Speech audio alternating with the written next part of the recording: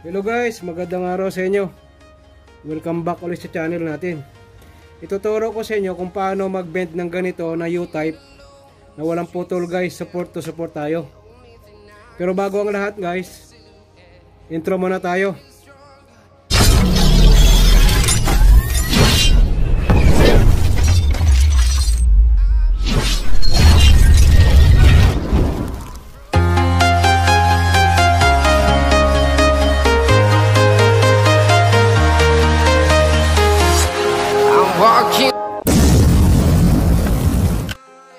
Ngayon guys, tuloy na natin to.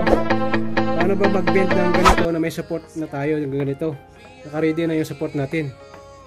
Ang una-una nyong gagawin guys, halimbawa nakapag-support na kayo ng ganito, kukunin nyo ito, yung gilid ng support nyo, itansyahin nyo lang na makasampa yung ano nyo rito. Cable tray nyo na may pasobra kayo rito, o 10 cm bawat dito ang kabilaan nito. Ngayon,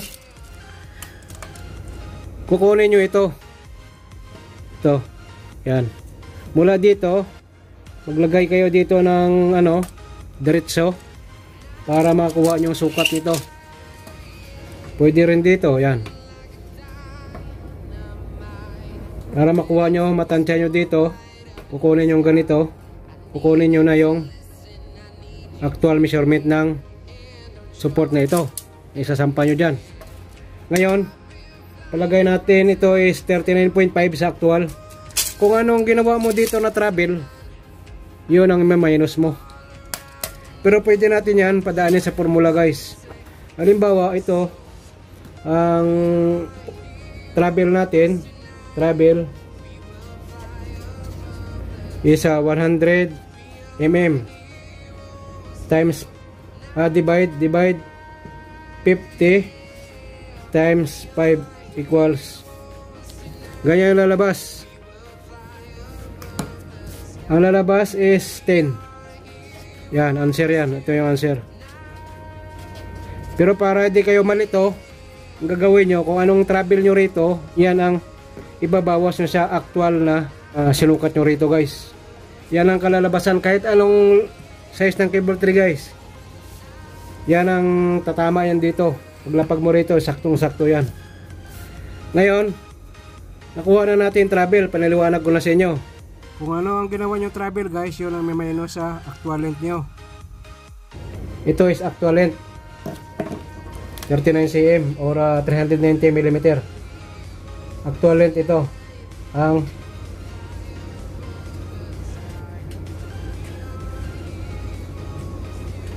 alin, ang 39 cm natin actual length, tapos minus siya natin ng 10, edi 29 na lang. 29. Halimbawa ito yung cable tray natin, ito yung actual length. Halimbawa yung natin is 39 minus 10 equals 29. Mula dito mag minus ka na ng 10, pwede kayo magsukat ka rin dito. Pwede din umatras ka rito ng 10. Yun ang unang bigat mo. Pwede din 29. Bali ang kilalabasan 29 na. Yan, 29 cm. Pagdating ng 29 cm, ito yung ibibigat mo ganito. Sintro yan guys. Yan. Tapos travel ka 100. Yan, travel ka rito 100. Halimbawa ito na 100. Ibibigat mo naman ngayon yan. Yan. Yan ang kilalabasan niya. Bali pag bininding mo ng ganito, ang kalalabasan niyan dito 39 cm na.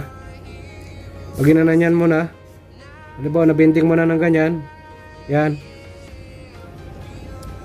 bininding mo na, yung mula dito 39 cm na yan guys.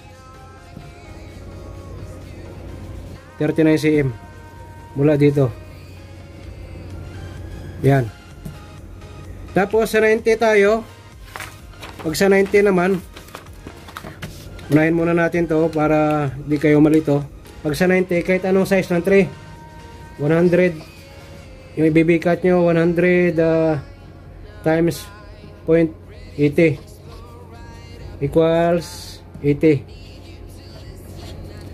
Tapos 100 by 100. Ganun pa rin yan. Halimbawa size ng 3 yan. 100 by 100 times 0.80 equals 80 pa rin. 200 by 200. Halimbawa yung 3 natin times 0.80 equals 160. Yeah, 160 yan. Pag 50 by 50 times 0.80 equals 4 cm. Ito millimeter. Ito millimeter. Yan. Pag nilagay mo sa centimeter, 8 centimeter. Pag nilagay mo to yung 160 sa cm, 160 millimeter, 16 cm. Yan. Ganun lang yan guys. Lagi nyo tandaan, kahit anong size ng cable tray, yung kikatingin nyo, times 0.80 kayo. Yan ang kalalabasan yan. Halimbawa ito. Yan.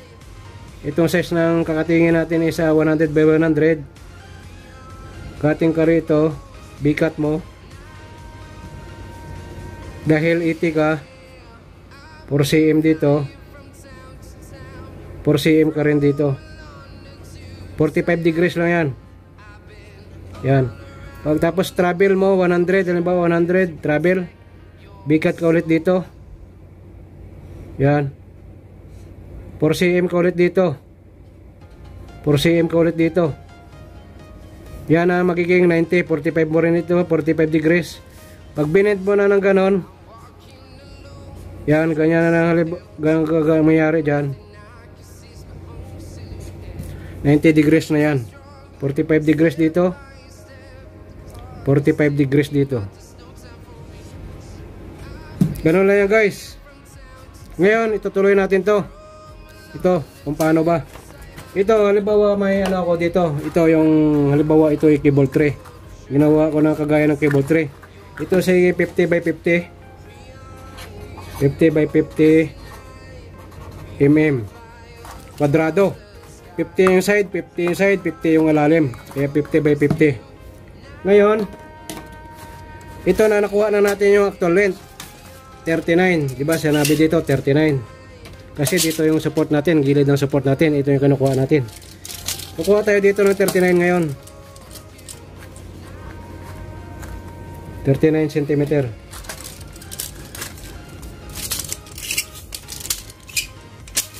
Yan. 39. Yan. Tapos minus mo yung 10 na travel mo or 100 mm. Pag nakuha mo na yung travel, big sabihin dito na yung una-una natin cutting. Yung kagaya nito. Yan. Tapos 100 na naman dito. 100 ka naman dito mamaya. Ngayon, subukan nga natin guys kung mag-isakto dito para pag nabend natin isaktong-sakto dito sa nakayo natin. Ito. Pero mas maganda guys, karton ang ano nyo para makuha nyo ang kahit magkamali kayo wala problema dahil karton lang. Pero kung tunay na cable tray, pagkagalitan kayo guys ng amo nyo, ng mga boss nyo. Ganun lang yan guys, kung anong travel mo, ganun yung may minus mo sa actual length mo. Dahil 50 by 50 ito, ano ito? 4. 2 cm dito, 2 cm ka rin dito. Yan.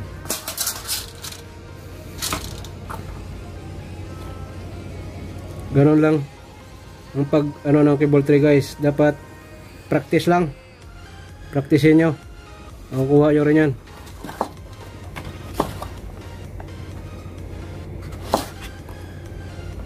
Kasi kung hindi mo pa-practice, hindi mo makuha guys.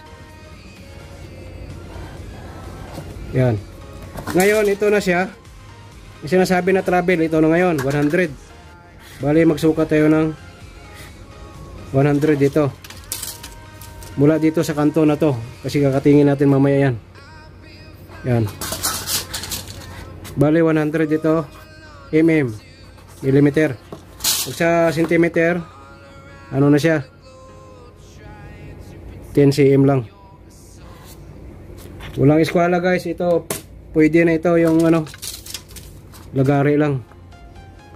Sukat yan ng 4, tapos 2, yan. Bali ito cm dito, to cm din dito, pero hindi masyado malaki yung isa. Para mabilis guys, para makuha nyo na kagad. Yan. Ngayon, dapat 3 guhit lagi guys.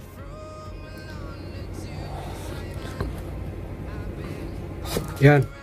Ngayon i-ano natin to, kakatingin. Ito yung tinatawag na bikat, yung gaya nito. Yan. Ito na yung mangyayari. 45 degrees, 45 degrees, 45 degrees. Pag nagdalawa na, 90 degrees. Ngayon kakatingin na natin guys, para makuha natin kung tama nga yung ano sinabi ko.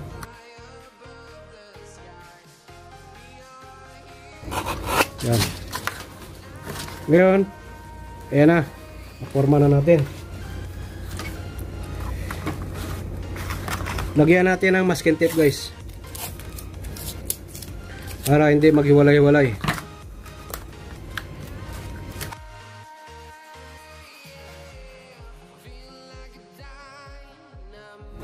Lagyan ko lang ito ng masking tape guys, kasi nabuka. Dito natin ilipat. Tandaan nyo guys ha, pero pag dinaan nyo sa formula, para kunyari maganda, ito lang yung gagamitin. 100 divided by 50 times 5 equals 10. Yan lang kunyari yung formula. Pero ang katotohanan yan, dito mo kinuha yan, sa travel mo. Pag nag-travel ka ng 20, actual net mo, minus ka rin ng 20. Pag nag-travel ka ng 15, actual net mo, minus mo ng 15. Ganun lang yan guys, kadali. Ngayon, nakuha na natin ang isang 90 degrees. Ito na may kukunin natin. Yan. Para makuha naman natin, ito na may kukunin natin guys. Dito, gilid to gilid. Ito, support to support. Oh. Yung gilid ng support dito, na esaktuhan lang, halimbawa may overlap ka lang natin, halimbawa ito na yung lalapagan, itong tunay na cable tray, dito ka lalapag. Ito yung itong kanto, ito yung kukunin natin, at saka dito ilan, 33.5 pero habang ano pa lang yung support, halimbawa support pa lang yung inano nyo, ganyan. Diba nakasupport kayong ganyan, tantahin mo na yung pasobra ka rito. Libo, tantahin mo, ito yung cable tray mo, dito lalapag. Ngayon, ito din ang support mo. Yan. Dito yung isang kanto ng cable tray mo, halimbawa, yan, ito. Dito ka magsusukat kayo kung support pa lang yan. Yan. Para pag lapag ng cable tray natin, saktong-sakto. Ngayon, 33.5 ang sinukat ko. Yan. Dito naman tayo ngayon. 33.5. Lagyan natin ng lagari. Tapos 33.5. Kuha natin 33.5. Dito. Dito sa pumatak.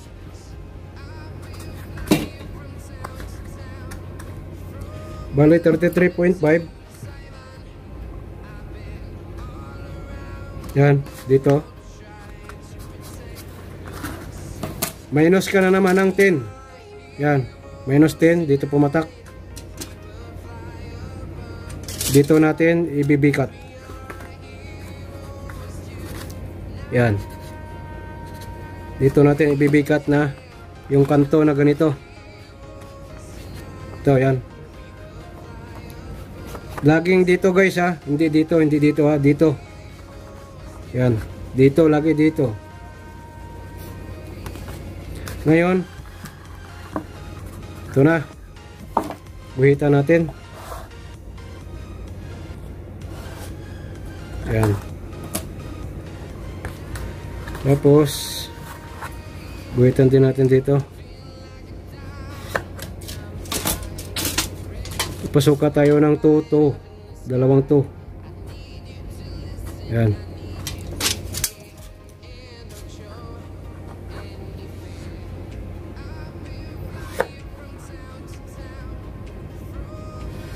Dapat guys, kung anong travel mo rito, ganon din ang gagamitin mo rito. Kung 100mm ka rito, 100mm ka rin dito. Hindi ka pwede mag 150 kasi sablay yun. Hindi tatama yung natin, yung ganito na support na nilagay na. Tapos lagay ka naman dito 100. Yan. Tapos 2, 4. 4 yan. Dito ngayon ang natin yan. Ito naman yung travel natin, 100 na naman to mm. Yan. Ngayon i-ano na natin to, bibigat na rin natin. Yan.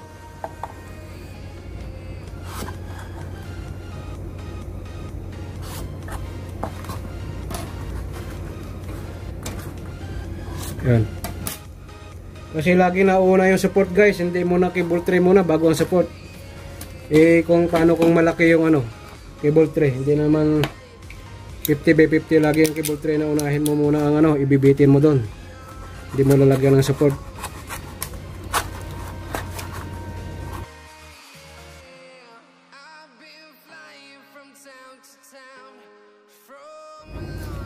Lagyan natin ng masking tape para hindi maghiwalay-walay.